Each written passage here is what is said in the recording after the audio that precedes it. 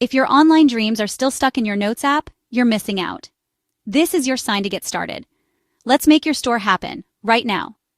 First up, find your target audience. Who actually wants what you're selling?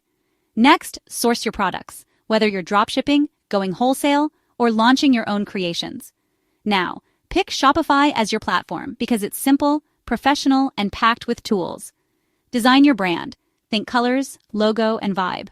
Register your business, snag that perfect store name, and grab any required licenses.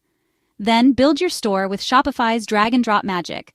Upload products, pick a theme, and customize everything to match your brand. Set up checkout and shipping. Make buying easy and delivery smooth. Ready? Hit launch and go live. Now comes the fun part, marketing. Use social media and email to spread the word. Keep tweaking your product pages, website, and customer service.